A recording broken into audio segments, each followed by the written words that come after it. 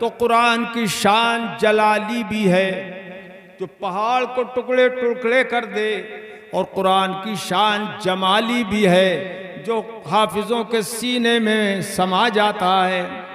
तो शान जलाली डायरेक्ट मिलने में और शान जमाली मुस्तफ़ा के वसीले से मिलने में।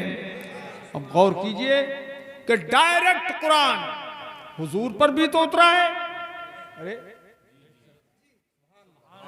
उतरा है कि नहीं उतरा है? तो पहाड़ जिससे बर्दाश्त न कर सके, कौन सी जगह उतारा जाता कि वो जगह बर्दाश्त कर लेती? तो अल्लाह पाक को उतारना था ही, उसने अपने हबीब के सीने को वो कुव्वत अता फरमाई जो पहाड़ से भी ज्यादा है, वो ताकत अता फरमाई जो पहाड़ से भी ज्यादा है। तो मुस्तफ़ा के सीने में पहाड़ से ज्यादा कुव्वत और ताकत मौजूद है, पहाड़ से ज्यादा उनके सीने में हिम्मत मौजूद है। सुभान अल्लाह, सुभान अल्लाह।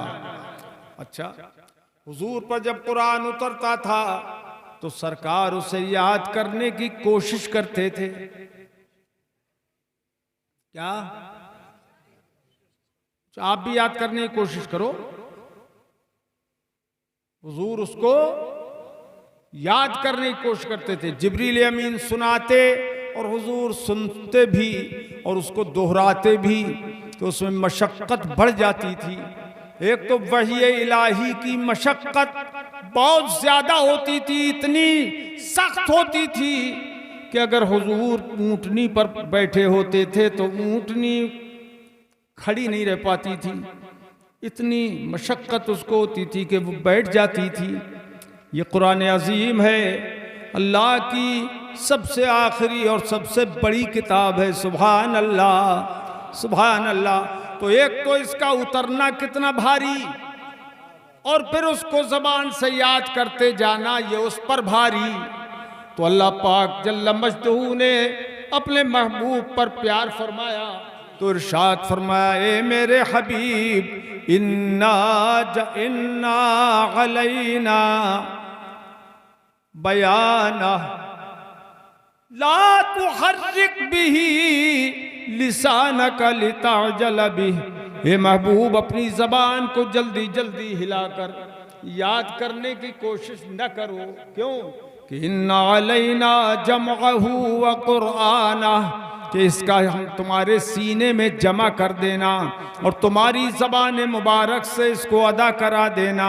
यह हमारा ज़िम्मा है, यह हमारा काम है।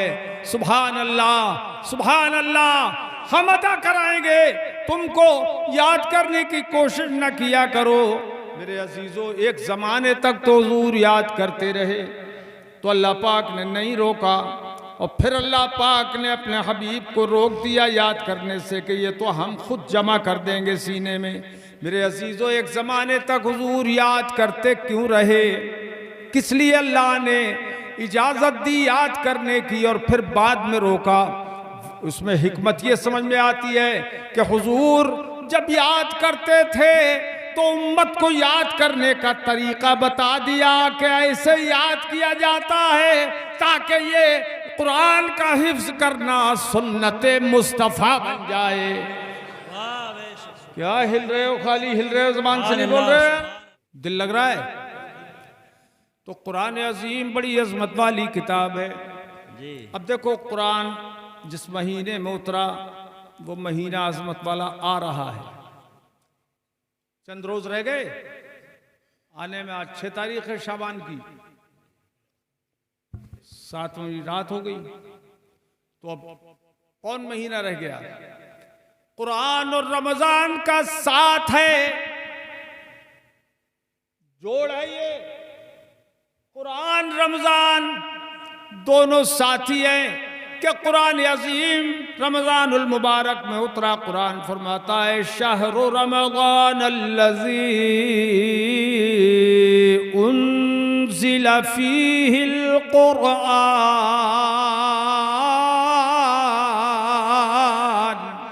सुभान अल्लाह, सुभान। अरे कंजूसी मत करो। सुभान अल्लाह, हाँ, सुभान अल्लाह। ये रमज़ान है, रमजान का मुकद्दस महीना है जिसमें कुरान करीम उतारा गया।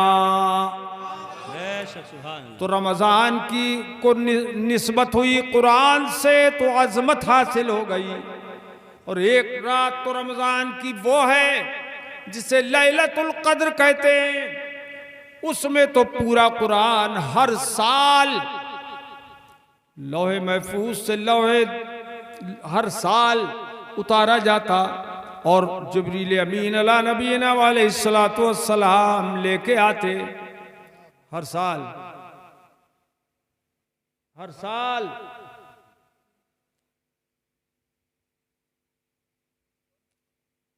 आसमान दुनिया की तरफ। कुरान अजीम रमजान की मुबारक रात में जिसे लैलतुल कद्र कहते हैं उसमें उतारा गया। तो लैलतुल कद्र की आजमत सारी रातों में ज्यादा हो गई। कुरान की शान देखो आप। कुरान पाक फरमाता है इन्ना अंज़लनाहु फी लैलतिल कद्र, कि बेशक हमने ये कुरान कद्र वाली रात में उतारा। वमा अदराका मा लैलतुल कद्र, सुभान अल्लाह। और तुम क्या जानो कि कद्र वाली रात क्या है। अब अल्लाह पाक बयान खुद ही अपने करम से फरमा रहा है, अपने करम से खुद बयान फरमाता है कद्र वाली रात की अजमत। लैलतुल कद्र खैरुम मिन अल्फि शहर। सुभान अल्लाह, सुभान अल्लाह। और तड़प के बोलो सुभान अल्लाह। सुभान अल्लाह। ये कद्र वाली रात 1000 महीनों से बेहतर है, 1000 महीनों से बेहतर है। तो 1000 महीनों के दिन भी हुए और रातें भी हुई, 1000 महीनों की रातें और 1000 महीनों के दिन। उन सब से बेहतर है ये लैलतुल कद्र। यानी अगर बंदा उस लैलतुल कद्र को पा जाए और उसमें इबादत करे तो 1000 महीनों की इबादत से बेहतर है।